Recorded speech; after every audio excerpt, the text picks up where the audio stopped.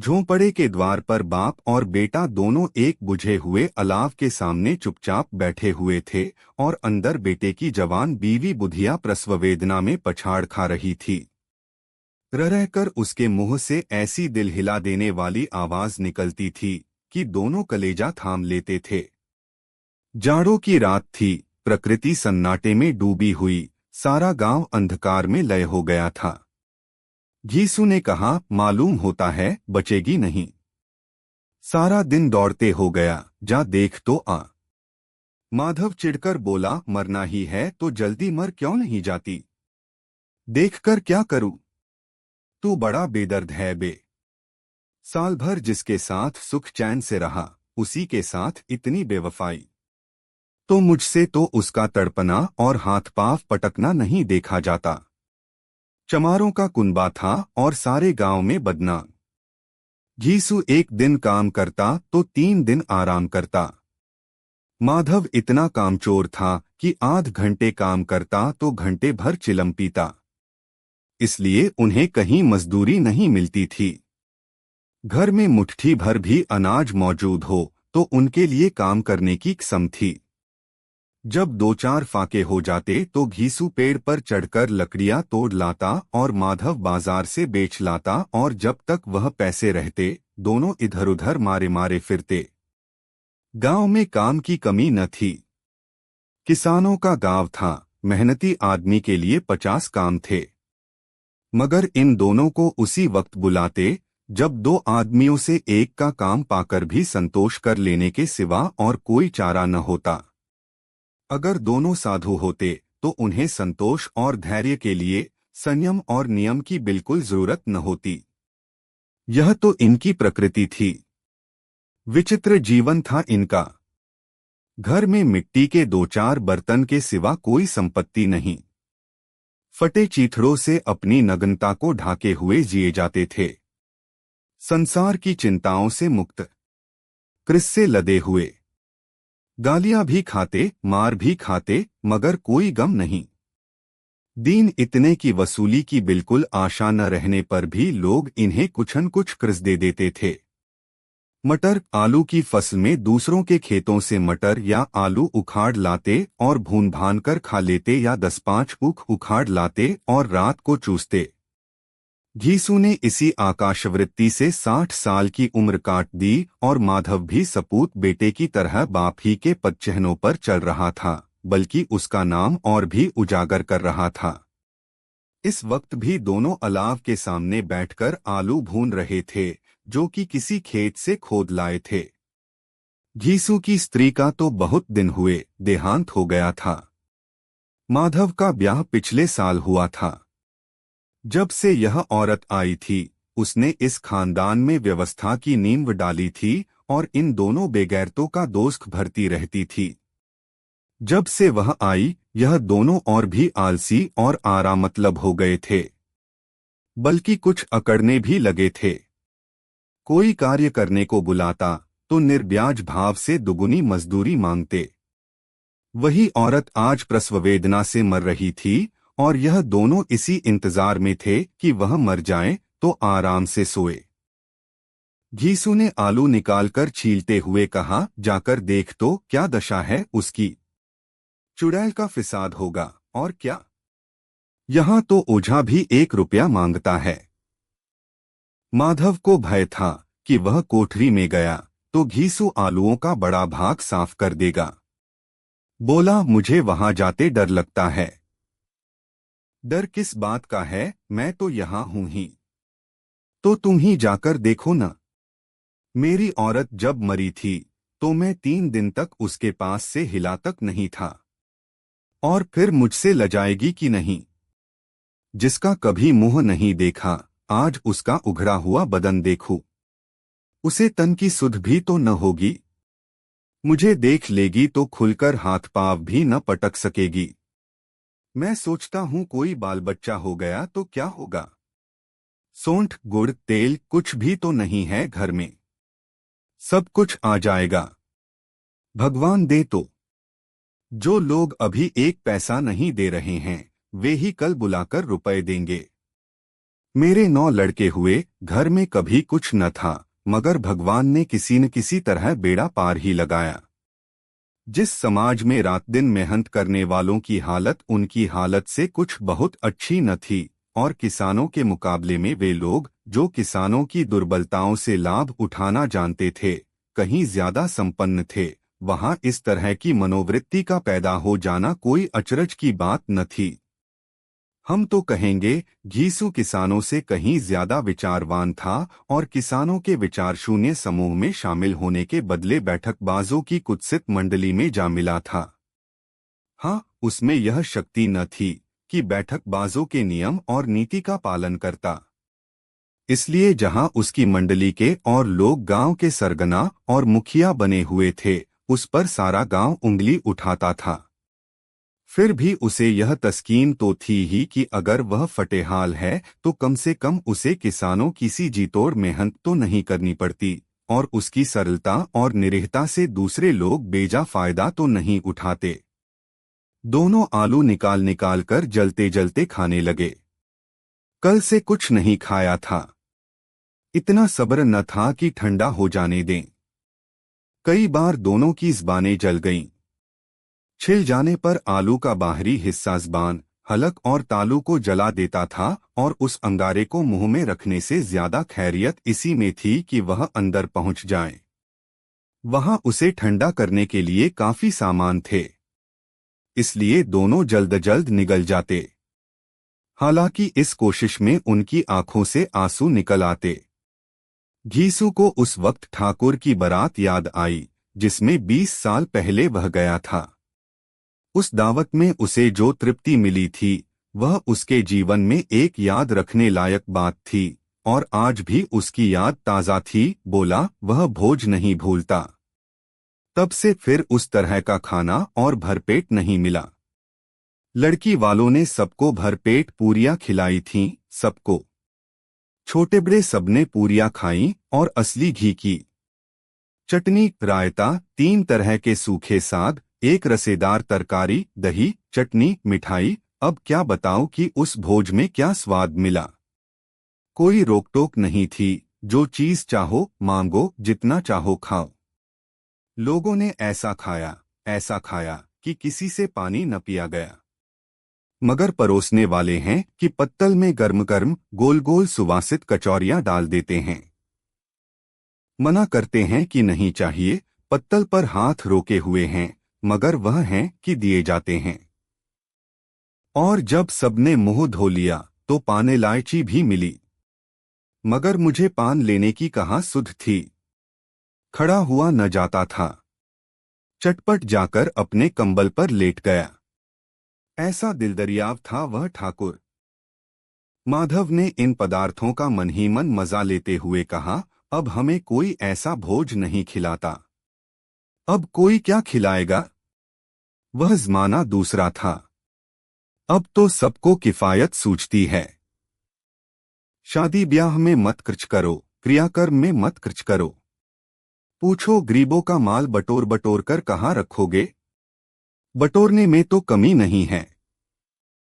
हाँ, खर्च में किफायत सूझती है। तुमने 20 पूरियां खाई होंगी। 20 से ज्यादा खाई थीं। मैं 50 खा जाता। 50 से कम मैंने न खाई होंगी।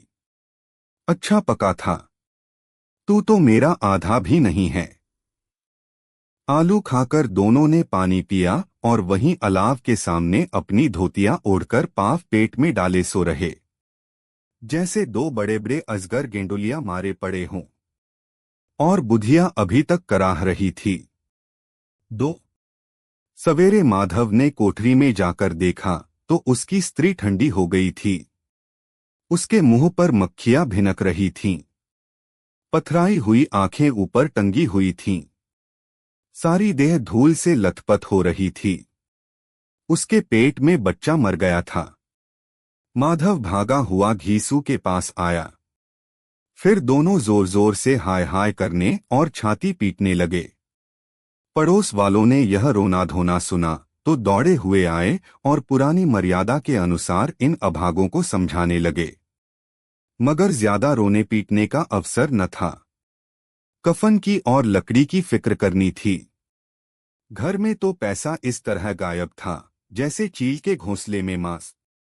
बाप बेटे रोते हुए गांव के जमींदार के पास गए। वह इन दोनों की सूरत से नफरत करते थे। कई बार इन्हें अपने हाथों से पीट चुके थे। चोरी करने के लिए, वादे पर काम पर न आने के लिए। पूछा, क्या है बे घिसुआ, रोता क्यों है? अब तो तू कहीं दिखलाई भी नहीं देता। मालूम होता है इस गांव में रहना नहीं चाहता। घीसू ने जमीन पर सिर रखकर आंखों में आंसू भरे हुए कहा, सरकार, बड़ी विपत्ति में हूं।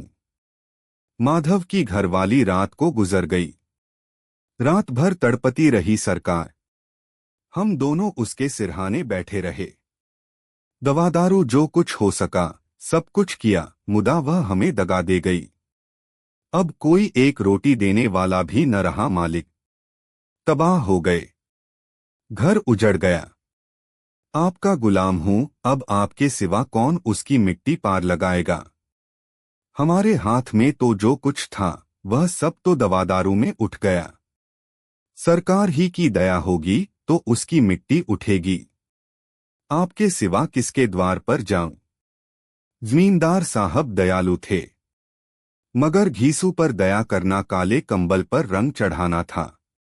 जी में तो आया, कह दें, चल दूर हो यहां से। यूं तो बुलाने से भी नहीं आता, आज जब गर्ज पड़ी तो आकर खुशामद कर रहा है। हरामखोर कहीं का बदमाश। लेकिन यह क्रोध या दंड देने का अवसर न था। जी में कुड़ते हुए 2 रुपए निकालकर फेंक दिए, मगर सांत्वना का एक शब्द भी मुंह से न निकला। उसकी तरफ ताका तक नहीं, जैसे सिर का बोझ उतारा हो। जब जमींदार साहब ने 2 रुपए दिए तो गांव के बनिए महाजनों को इनकार का साहस कैसे होता। घीसू जमींदार के नाम का ढिंढोरा भी पीटना खूब जानता था। किसी ने 2 आने दिए, किसी ने 4 आने। 1 घंटे में घीसू के पास 5 रुपए की अच्छी रकम जमा हो गई। कहीं से अनाज मिल गया, कहीं से लकड़ी। और दोपहर को घीसू और माधव बाजार से कफन लाने चले। इधर लोग बांस वांस काटने लगे। गांव की नर्म दिल स्त्रियां आकर लाश देखती थीं और उसकी बेकसी पर 2 बूंद आंसू गिराकर चली जाती थीं। 3 बाजार में पहुंचकर घीसू बोला, लकड़ी तो उसे जलाने भर को मिल गई है, क्यों माधव? माधव बोला, हाँ लकड़ी तो बहुत है, अब कफन चाहिए। तो चलो कोई हल्का सा कफन ले लें। हाँ और क्या, लाश उठते उठते रात हो जाएगी। रात को कफन कौन देखता है? कैसा बुरा रिवाज है कि जिसे जीते जी तन ढांकने को चीथड़ा भी न मिले, उसे मरने पर नया कफन चाहिए। कफन लाश के साथ जल ही तो जाता है, और क्या रखा रहता है? यही 5 रुपए पहले मिलते तो कुछ दवादारू कर लेते। दोनों एक दूसरे के मन की बात ताड़ रहे थे। बाजार में इधर उधर घूमते रहे। कभी इस बाजार की दुकान पर गए, कभी उसकी दुकान पर। तरह तरह के कपड़े, रेशमी और सूती देखे, मगर कुछ जंचा नहीं। यहां तक कि शाम हो गई। तब दोनों न जाने किस दैवी प्रेरणा से एक मधुशाला के सामने जा पहुंचे और जैसे किसी पूर्व निश्चित व्यवस्था से अंदर चले गए। वहां जरा देर तक दोनों असमंजस में खड़े रहे। फिर घीसू ने गद्दी के सामने जाकर कहा, साहू जी, एक बोतल हमें भी देना। इसके बाद कुछ चिखौना आया, तली हुई मछली आई और दोनों बरामदे में बैठकर शांतिपूर्वक पीने लगे। कई कुज्जियां ताबड़तोड़ पीने के बाद दोनों सरूर में आ गए। घीसू बोला, कफन लगाने से क्या मिलता? आखिर जल ही तो जाता, कुछ बहू के साथ तो न जाता। माधव आसमान की तरफ देखकर बोला, मानो देवताओं को अपनी निष्पापता का साक्षी बना रहा हो। दुनिया का दस्तूर है, नहीं लोग बामनों को हजारों रुपए क्यों दे देते हैं? कौन देखता है परलोक में मिलता है या नहीं? बड़े आदमियों के पास धन है, फूके। हमारे पास फूकने को क्या है? लेकिन लोगों को जवाब क्या दोगे? लोग पूछेंगे नहीं, कफन कहाँ है? घीसू हंसा, अबे कह देंगे कि रुपए कमर से खिसक गए। बहुत ढूंढा, मिले नहीं। लोगों को विश्वास न आएगा, लेकिन फिर वही रुपए देंगे। माधव भी हंसा, इस अनपेक्षित सौभाग्य पर बोला, बड़ी अच्छी थी बेचारी। मरी तो खूब खिला पिलाकर। आधी बोतल से ज्यादा उड़ गई। घीसू ने 2 सेर पूरियां मंगाई। चटनी, अचार, कलेजिया। शराब खाने के सामने ही दुकान थी। माधव लपककर 2 पत्तलों में सारे सामान ले आया। पूरा 1.5 रुपया खर्च हो गया। सिर्फ थोड़े से पैसे बच रहे।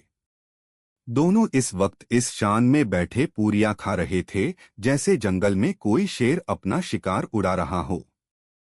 न जवाबदेही का खौफ था, न बदनामी की फिक्र। इन भावनाओं को उन्होंने बहुत पहले ही जीत लिया था।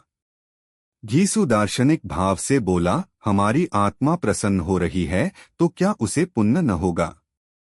माधव ने श्रद्धा से सिर झुकाकर तस्दीक की, जरूर से जरूर होगा। भगवान, तुम अंतर्यामी हो। उसे बैकुंठ ले जाना। हम दोनों हृदय से आशीर्वाद दे रहे हैं। आज जो भोजन मिला वह कभी उम्र भर न मिला था। एक क्षण के बाद माधव के मन में एक शंका जागी। बोला, क्यों दादा, हम लोग भी एक न एक दिन वहां जाएंगे ही। जब जमींदार साहब ने 2 रुपए दिए तो गांव के बनिए महाजनों को इनकार का साहस कैसे होता? घीसू जमींदार के नाम का ढिंढोरा भी पीटना खूब जानता था। किसी ने 2 आने दिए, किसी ने 4 आने। 1 घंटे में घीसू के पास 5 रुपए की अच्छी रकम जमा हो गई। कहीं से अनाज मिल गया, कहीं से लकड़ी। और दोपहर को घीसू और माधव बाजार से कफन लाने चले। इधर लोग बांस वांस काटने लगे। गांव की नर्म दिल स्त्रियां आकर लाश देखती थीं और उसकी बेकसी पर 2 बूंद आंसू गिराकर चली जाती थीं। 3 बाजार में पहुंचकर घीसू बोला, लकड़ी तो उसे जलाने भर को मिल गई है, क्यों माधव? माधव बोला, हाँ लकड़ी तो बहुत है, अब कफन चाहिए। तो चलो कोई हल्का सा कफन ले लें। हाँ और क्या, लाश उठते उठते रात हो जाएगी। रात को कफन कौन देखता है? कैसा बुरा रिवाज है कि जिसे जीते जी तन ढांकने को चीथड़ा भी न मिले, उसे मरने पर नया कफन चाहिए। कफन लाश के साथ जल ही तो जाता है। और क्या रखा रहता है? यही 5 रुपए पहले मिलते तो कुछ दवा दारू कर लेते। दोनों एक दूसरे के मन की बात ताड़ रहे थे। बाजार में इधर उधर घूमते रहे। कभी इस बाजार की दुकान पर गए, कभी उसकी दुकान पर। तरह तरह के कपड़े, रेशमी और सूती देखे, मगर कुछ जंचा नहीं। यहां तक कि शाम हो गई। तब दोनों न जाने किस दैवी प्रेरणा से एक मधुशाला के सामने जा पहुंचे और जैसे किसी पूर्व निश्चित व्यवस्था से अंदर चले गए। वहां जरा देर तक दोनों असमंजस में खड़े रहे। फिर घीसू ने गद्दी के सामने जाकर कहा, साहू जी, 1 बोतल हमें भी देना। इसके बाद कुछ चिखौना आया, तली हुई मछली आई और दोनों बरामदे में बैठकर शांतिपूर्वक पीने लगे। कई कुज्जियां ताबड़तोड़ पीने के बाद दोनों सरूर में आ गए। घीसू बोला, कफन लगाने से क्या मिलता? आखिर जल ही तो जाता। कुछ बहू के साथ तो न जाता। माधव आसमान की तरफ देखकर बोला, मानो देवताओं को अपनी निष्पापता का साक्षी बना रहा हो। दुनिया का दस्तूर है, नहीं लोग बामनों को हजारों रुपए क्यों दे देते हैं? कौन देखता है परलोक में मिलता है या नहीं? बड़े आदमियों के पास धन है, फूके। हमारे पास फूकने को क्या है? लेकिन लोगों को जवाब क्या दोगे? लोग पूछेंगे नहीं, कफन कहाँ है? घीसू हंसा, अबे कह देंगे कि रुपए कमर से खिसक गए। बहुत ढूंढा, मिले नहीं। लोगों को विश्वास न आएगा, लेकिन फिर वही रुपए देंगे। माधव भी हंसा। इस अनपेक्षित सौभाग्य पर बोला, बड़ी अच्छी थी बेचारी, मरी तो खूब खिला पिलाकर। आधी बोतल से ज्यादा उड़ गई। घीसू ने 2 सेर पूरियां मंगाई, चटनी, अचार, कलेजिया। शराब खाने के सामने ही दुकान थी। माधव लपककर 2 पत्तलों में सारे सामान ले आया। पूरा 1.5 रुपया खर्च हो गया। सिर्फ थोड़े से पैसे बच रहे। दोनों इस वक्त इस शान में बैठे पूरियां खा रहे थे जैसे जंगल में कोई शेर अपना शिकार उड़ा रहा हो। न जवाबदेही का खौफ था, न बदनामी की फिक्र। इन भावनाओं को उन्होंने बहुत पहले ही जीत लिया था। घीसू दार्शनिक भाव से बोला, हमारी आत्मा प्रसन्न हो रही है तो क्या उसे पुण्य न होगा? माधव ने श्रद्धा से सिर झुकाकर तस्दीक की, जरूर से जरूर होगा। भगवान, तुम अंतर्यामी हो, उसे बैकुंठ ले जाना। हम दोनों हृदय से आशीर्वाद दे रहे हैं। आज जो भोजन मिला वह कभी उम्र भर न मिला था। एक क्षण के बाद माधव के मन में एक शंका जागी। बोला, क्यों दादा, हम लोग भी एक न एक दिन वहां जाएंगे ही? घीसू ने इस भोले भाले सवाल का कुछ उत्तर न दिया। वह परलोक की बातें सोचकर इस आनंद में बाधा न डालना चाहता था। जो वहां वह हम लोगों से पूछे कि तुमने हमें कफन क्यों नहीं दिया तो क्या कहोगे? कहेंगे तुम्हारा सिर। पूछेगी तो जरूर। तू कैसे जानता है कि उसे कफन न मिलेगा? तू मुझे ऐसा गधा समझता है?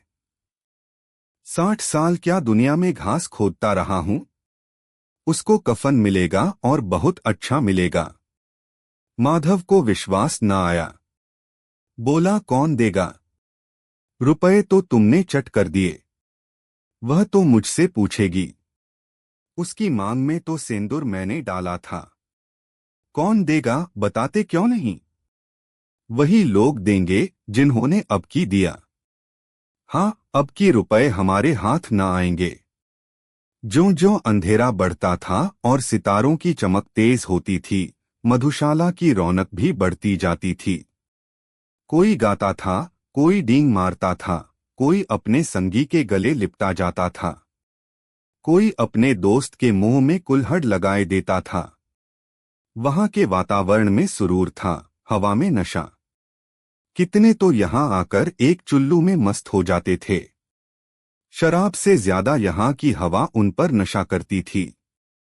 जीवन की बाधाएं यहां खींच लाती थीं और कुछ देर के लिए यह भूल जाते थे कि वे जीते हैं या मरते हैं, या न जीते हैं न मरते हैं। और यह दोनों बाप बेटे अब भी मजे ले लेकर चुस्कियां ले रहे थे। सबकी निगाहें इनकी ओर जमी हुई थीं। दोनों कितने भाग्य के बली हैं। पूरी बोतल बीच में है। भरपेट खाकर माधव ने बची हुई पूरियों का पत्तल उठाकर एक भिखारी को दे दिया, जो खड़ा इनकी ओर भूखी आंखों से देख रहा था। और देने के गौरव, आनंद और उल्लास का अपने जीवन में पहली बार अनुभव किया। घीसू ने कहा, ले जा, खूब खा और आशीर्वाद दे। जिसकी कमाई है वह तो मर गई, मगर तेरा आशीर्वाद उसे जरूर पहुंचेगा। रोए रोए से आशीर्वाद दो, बड़ी गाढ़ी कमाई के पैसे हैं। माधव ने फिर आसमान की तरफ देखकर कहा, वह बैकुंठ में जाएगी दादा, बैकुंठ की रानी बनेगी। घीसू खड़ा हो गया और जैसे उल्लास की लहरों में तैरता हुआ बोला, हाँ बेटा, बैकुंठ में जाएगी। किसी को सताया नहीं, किसी को दबाया नहीं। मरते मरते हमारी जिंदगी की सबसे बड़ी लालसा पूरी कर गई। वह न बैकुंठ जाएगी तो क्या ये मोटे मोटे लोग जाएंगे जो गरीबों को दोनों हाथों से लूटते हैं और अपने पाप को धोने के लिए गंगा में नहाते हैं और मंदिरों में जल चढ़ाते हैं? श्रद्धालुता का यह रंग तुरंत ही बदल गया। अस्थिरता नशे की खासियत है। दुख और निराशा का दौरा हुआ। माधव बोला, मगर दादा, बेचारी ने जिंदगी में बड़ा दुख भोगा। कितना दुख झेलकर मरी। वह आंखों पर हाथ रखकर रोने लगा, चीखें मार मार कर।